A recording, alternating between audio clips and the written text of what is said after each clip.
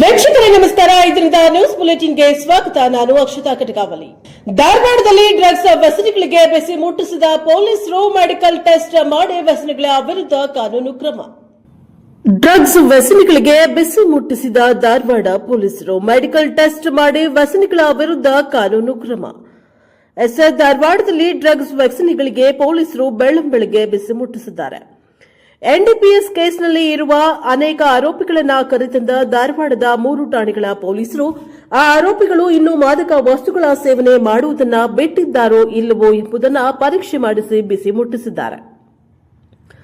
Drugs ವ್ಯಸನಿಗಳು ಯಾವ ಮಾದಕ ವಸ್ತು ಸೇವಿಸಿದ್ದಾರೆ ಎಂಬುದನ್ನು ಪೊಲೀಸರು ಧಾರವಾಡದ ಡಿಮಾನ್ಸ್ನಲ್ಲಿ ಪರೀಕ್ಷೆ ನಡೆಸಿದ್ದಾರೆ. ಧಾರವಾಡದ ಅನೇಕ ವ್ಯಸನಿಗಳನ್ನ ಡಿಮಾನ್ಸ್ಗೆ ಕರೆತರಲಾಗಿದ್ದು ಅವರನ್ನ ಪರೀಕ್ಷೆ ನಡೆಸಿದಾಗ ಯಾರು ಡ್ರಗ್ಸ್ ಸೇವಿಸಿದ್ದಾರೋ ಅಂತವರಿಗೆ ಪೊಲೀಸರು ಮಾದಕ ವ್ಯಸನದಿಂದ ದೂರ ಇರುವಂತೆ ಸೂಚನೆಯನ್ನ ನೀಡಿದ್ದಾರೆ. ಎಸಿಪಿ ಪ್ರಶಾಂತ್ ಸಿದ್ದನಗೌಡರ ನೇತೃತ್ವದಲ್ಲಿ 3 ಠಾಣೆಗಳ ಪೊಲೀಸರು ಡ್ರಗ್ಸ್ ವ್ಯಸನಿಗಳನ್ನ ಡಿಮಾನ್ಸ್ಗೆ ಕರೆತಂದು ಮೆಡಿಕಲ್ ಟೆಸ್ಟ್ ಮಾಡಿಸಿ ವ್ಯಸನಿಗಳ ವಿರುದ್ಧ ಕಾನೂನು ಕ್ರಮ ಕೈಗೊಂಡು ಖಡಕ್ ಎಚ್ಚರಿಕೆ ನೀಡಿದ್ದಾರೆ. Bureau report Santosh Medar, NKS ಟಿವಿ4 ಧಾರವಾಡ. ಲಿಂಗಸ್ಕೂರಿನಲ್ಲಿ ಕೃಷಿ ಡಿಡಿ ಕಚೇರಿ ಸಿಂಧನೂರಿಗೆ ಸ್ಥಳಾಂತರ ಸರ್ಕಾರದ ಈ ಧೋರಣೆಯನ್ನ ಖಂಡಿಸಿ ರೈತ ಸಂಘ ಪ್ರಗತಿಪರ ಸಂಘಟನೆಗಳಿಂದ ಧರಣಿಗೆ ಅಣಿ. ಲಿಂಗಸ್ಕೂರು ಕೃಷಿ ಡಿಡಿ ಕಚೇರಿ ಸಿಂಧನೂರಿಗೆ ಸ್ಥಳಾಂತರ ಸರ್ಕಾರದ ಈ ಧೋರಣೆಯನ್ನ ಖಂಡಿಸಿ ರೈತ ಸಂಘದ ಜೊತೆ ಪ್ರಗತಿಪರ ಸಂಘಟನೆಗಳಿಂದ ಅನಿರ್ದಿಷ್ಟ ಧರಣಿಗೆ ಅಣಿ. ಭೌಗೋಳಿಕ ಪ್ರದೇಶಕ್ಕೆ ಅನುಸಾರವಾಗಿ ಲಿಂಗಸ್ಕೂರಿನಲ್ಲಿದ್ದ ಕೃಷಿ ಉಪನಿರ್ದೇಶಕರ ಕಚೇರಿಯನ್ನ ಸಿಂಧನೂರು ತಾಲೂಕಿಗೆ ಸ್ಥಳಾಂತರಕ್ಕೆ 2ನೇ ಬಾರಿ ಆದೇಶ ಹೊರಡಿಸಿದ ಸರ್ಕಾರದ ನೀತಿಯನ್ನ ಖಂಡಿಸಿ ಕರ್ನಾಟಕ ರಾಜ್ಯ ರೈತ ಸಂಘ, ಹಸಿರು ಸೇನೆ ಮತ್ತು ವಿವಿಧ ಪ್ರಗತಿಪರ ಸಂಘಟನೆಗಳಿಂದ ಸೋಮವಾರ ಕೃಷಿ ಉಪನಿರ್ದೇಶಕರ ಕಚೇರಿಯ ಮುಂದೆ ಅನಿರ್ದಿಷ್ಟ ಧರಣಿಯನ್ನ ಆರಂಭಿಸಿದ್ವು. ಸಿಂಧನೂರಿನ ರಾಜಕಾರಣಿಗಳು ಸರ್ಕಾರಕ್ಕೆ ನೀಡಿದ ತಪ್ಪು ಮಾಹಿತಿ ಮತ್ತು ಲಿಂಗಸ್ಕೂರು ರಾಜಕಾರಣಿಗಳ ನಿರಾಸಕ್ತಿ ಹಾಗೂ ಅವರ ಒಳಗೊಳಗಿನ ವೈಯಕ್ತಿಕ ಬೇಗುದಿಯಿಂದ ಲಿಂಗಸ್ಕೂರ್ಗೆ ಮಂಜೂರಾದ ಸರ್ಕಾರಿ ಆಸ್ಪತ್ರೆ ಸೇರಿದಂತೆ ವಿವಿಧ ಕಚೇರಿಗಳ ಸ್ಥಳಾಂತರ ಪರ್ವ ಎಗ್ಗಿಲ್ಲದೆ ಸಾಗಿದೆ. ಇದನ್ನು ತಡೆಹಿಡಿಯುವಲ್ಲಿ ಲಿಂಗಸ್ಕೂರು ತಾಲೂಕಿನ ಎಲ್ಲಾ ಪಕ್ಷದ ರಾಜಕಾರಣಿಗಳು ಅಡ್ಜಸ್ಟ್ಮೆಂಟ್ ರಾಜಕಾರಣದಿಂದ ಗಾಢ ನಿದ್ರೆಗೆ ಜಾರಿದ್ದಾರೆ ಎಂದು ನೇರವಾಗಿ ಧರಣಿ ನಿರತರು ದೂರಿದ್ದಾರೆ. 2024ರ ಆಗಸ್ಟ್ನಲ್ಲಿ ಸರ್ಕಾರದ ಅಧೀನ ಕಾರ್ಯದರ್ಶಿಯಿಂದ ಕಚೇರಿ ಸ್ಥಳಾಂತರ ಆದೇಶ ಹೊರಬಿದ್ದಾಗ ಹಲವಾರು ಪ್ರಗತಿಪರ ಸಂಘಟನೆಗಳು ಹೋರಾಟದ ಮೂಲಕ ಬೀದಿಗಿಳಿದಾಗ ಸ್ಥಳಾಂತರಕ್ಕೆ ಬ್ರೇಕ್ ಬಿದ್ದಿತ್ತು.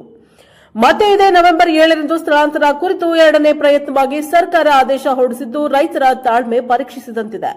ರೈತರೊಂದಿಗೆ ಹಾವು ಏಣಿ ಆಟ ಆಡ್ತಾ ಇರೋ ಸರ್ಕಾರದ ಧೋರಣೆ ಸರಿಯಾದ ಕ್ರಮ ಅಲ್ಲ. ರೈತರ ತಾಳ್ಮೆ ಕಟ್ಟೆ ಒಡೆದಿದ್ರೆ ರೈತ ಸಂಘ ಮತ್ತು ವಿವಿಧ ಪ್ರಗತಿಪರ ಸಂಘಟನೆಗಳ ಸಂಯುಕ್ತಾಶ್ರಯದಲ್ಲಿ ಅನಿರ್ದಿಷ್ಟ ಧರಣಿ ಆರಂಭಿಸಲಾಗಿದೆ. ರದ್ದು ಆದೇಶ ಬರೋವರೆಗೂ ಈ ಧರಣಿ ನಿರಂತರ ಎಂದು ಈ ಧರಣಿಯ ನೇತೃತ್ವವನ್ನು ವಹಿಸಿದ ಕರ್ನಾಟಕ ರಾಜ್ಯ ರೈತ ಸಂಘ, ಹಸಿರು ಸೇನೆಯ ಜಿಲ್ಲಾಧ್ಯಕ್ಷ ಶಿವಪುತ್ರಪ್ಪ ನಂದಿಹಾಳ್ ಮಾತನಾಡಿ ಪ್ರಜಾಪವ ಟಿವಿಯೊಂದಿಗೆ ಆಕ್ರೋಶವನ್ನು ವ್ಯಕ್ತಪಡಿಸಿದ್ದಾರೆ. ಈ ಅನಿರ್ದಿಷ್ಟ ಧರಣಿಯಲ್ಲಿ ವಿವಿಧ ಸಂಘಟನೆಗಳ ಮುಖಂಡರುಗಳಾದ ಬಸವರಾಜ್ ಗೋಸ್ಲೆ, ಅಮರೇಶ್ ಗೋಸ್ಲೆ, ಲಕ್ಷ್ಮಣ್ ಮುಕ್ಕಣ್ಣನವರ್, ಸದಾನಂದ ಮಡಿವಾಳ, ಬಸಣ್ಣ ಹುಲಗಪ್ಪನ ದೊಡ್ಡಿ, ಅಮರೇಶ್ ತಾತ, ಮೊಹಮ್ಮದ್ ಕಾಜಸಾಬ್, ಹನುಮಂತ ನೇಲೋಗಿ, ರಂಗಪ್ಪ, ಬಾಲಪ್ಪ, ಬಾಲನಗೌಡ ಇದ್ರು. Bureau report Mallikarjun Turvihal, NKS ಟಿವಿ4 ಲಿಂಗಸ್ಕೂರು.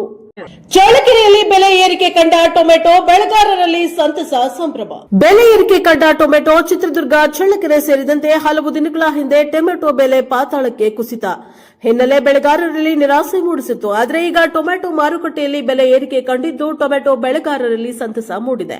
15 ದಿನಗಳ ಹಿಂದೆ ಟೊಮೆಟೊ ಬೆಲೆ ಭಾರಿ ಕುಸಿತ ಕಂಡಿದ್ದು ರೈತರು ಬೆಳೆ ಬೆಳೆಯಲು ಹಾಕಿದ್ದ ಬಂಡವಾಳವೂ ಸಹ ಬಾರದಂತಾಗಿತ್ತು. ಪರಿಸ್ಥಿತಿ ಬಂದು ಒದಗಿತ್ತು. ಬೆಳೆದ ಟೊಮ್ಯಾಟೊ ಬೆಳೆಯನ್ನ ರೈತರು ರಸ್ತೆಗೆ ಸುರಿದು ಆಕ್ರೋಶವನ್ನ ವ್ಯಕ್ತಪಡಿಸಿದ್ರು.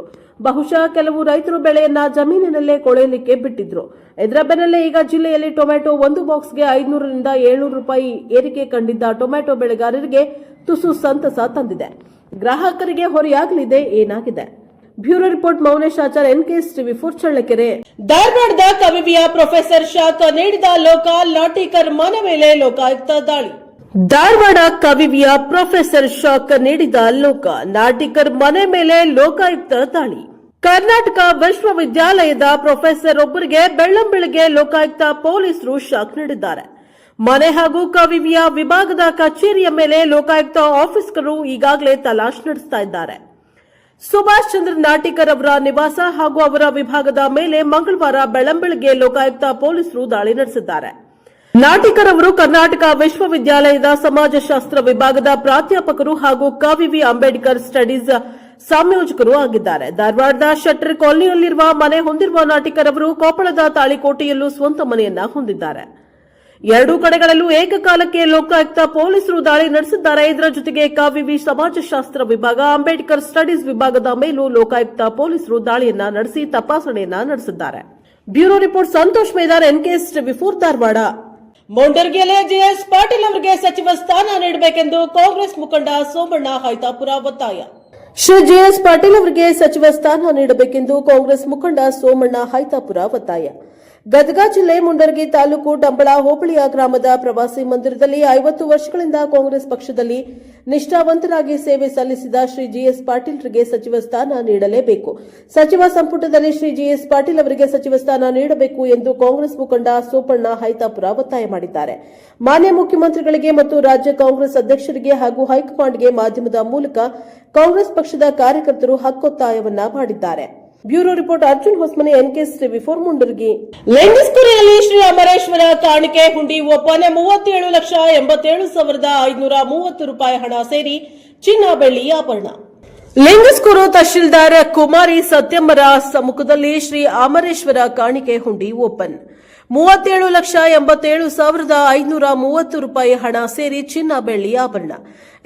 ಜಿಟ್ಟಿಂಗ್ ಮಹಾರಾಜರ ಕಾಲದಲ್ಲಿ ನಿರ್ಮಿತ 2ನೇ ಶತಮಾನದ ಇತಿಹಾಸ ಪುರಾಣ ಪ್ರಸಿದ್ಧ ಗುರುಗುಂಟ ಶ್ರೀ ಅಮರೇಶ್ವರ ದೇವಸ್ಥಾನದ ಹುಂಡಿ ಎಣಿಕೆ ಕಾರ್ಯ ಲಿಂಗಸ್ಕೂರು ತಹಶೀಲ್ದಾರ್ ಕುಮಾರಿ ಸತ್ಯಮ್ಮ ಅವರ ಸಮ್ಮುಖದಲ್ಲಿ ಬೆಳಗ್ಗೆ 9 ಗಂಟೆಯಿಂದ ಸಂಜೆ 7 ಗಂಟೆ ತನಕ ತಾಲೂಕು ಆಡಳಿತದಿಂದ ನಡೆಯಿತು. ಧಾರ್ಮಿಕ ಮತ್ತು ದತ್ತಿ ಇಲಾಖೆಯ ವ್ಯಾಪ್ತಿಗೊಳಪಡುವ ಈ ದೇವಸ್ಥಾನದಲ್ಲಿ ಪ್ರಸಕ್ತ ವರ್ಷ ಹುಂಡಿಯಲ್ಲಿ 37,87,530 ರೂಪಾಯಿ ಹಣ ಸಂಗ್ರಹವಾಗಿದೆ.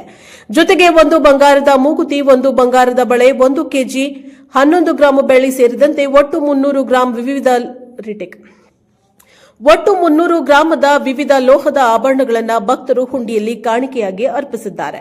ಈ ಎಣಿಕೆ ಕಾರ್ಯದಲ್ಲಿ ಗುರುಗುಂಟ ಉಪ ತಹಶೀಲ್ದಾರ್ ರಾಘವೇಂದ್ರ ಕೊಪ್ಪದ, ಮುದ್ಗಲ್ ಉಪ ತಹಶೀಲ್ದಾರ ತುಳಜಾರಾಮ್ ಸಿಂಗ್, ಶಿರಸ್ತೆದಾರ ಅಂಬರೀಶ, ಕಂದಾಯ ನಿರೀಕ್ಷಕ ಮಲ್ಲಿಕಾರ್ಜುನ್ ಕಟ್ಟಿಮನಿ, ಗ್ರಾಮ ಆಡಳಿತಾಧಿಕಾರಿ ಮಲ್ಲಿಕಾರ್ಜುನ್ ಕ್ಯಾತನಾಳ್, ವಿನಯ್ ಕುಮಾರ್, ಮೆಹಬೂಬ್, ಚಂದ್ರಶೇಖರ್ ಸೇರಿದಂತೆ ಕಂದಾಯ ಇಲಾಖೆಯ ಸಿಬ್ಬಂದಿಗಳು ಹಾಜರಿದ್ದರು. ಬ್ಯೂರೋ ರಿಪೋರ್ಟ್ ಮಲ್ಲಿಕಾರ್ಜುನ್ ತುರ್ವಿಹಾಳ್, ಪ್ರಜಾಪವ TV, Lingsugur. Bureau report Mallikarjun Turvihal, NKS TV4 Lingsugur. ಮುಂಡರಗಿಯಲ್ಲಿ ನವೆಂಬರ್ 26ರಂದು ಸಂವಿಧಾನ ದಿನಾಚರಣೆಯ ಅಂಗವಾಗಿ ಪೂರ್ವಭಾವಿ ಸಭೆ.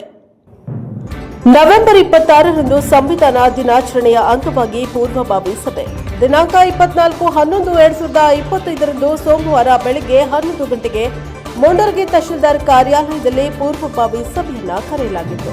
ತಹಶೀಲ್ದಾರ್ ಯರಿಸ್ವಾಮಿ PS ಮಾತನಾಡಿ, ನಾವೆಲ್ಲರೂ ಸೇರಿಕೊಂಡು ಸಂವಿಧಾನ ದಿನಾಚರಣೆಯನ್ನು ಅದ್ದೂರಿಯಾಗಿ ಆಚರಿಸೋಣ ಎಂದು ಹೇಳಿದ್ದಾರೆ.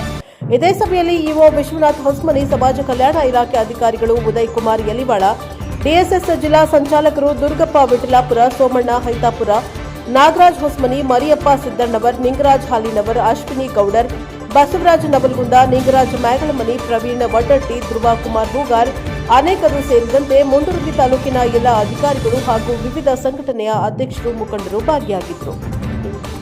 Bureau report Arjun Hosmani, NKS TV4 Mundargi.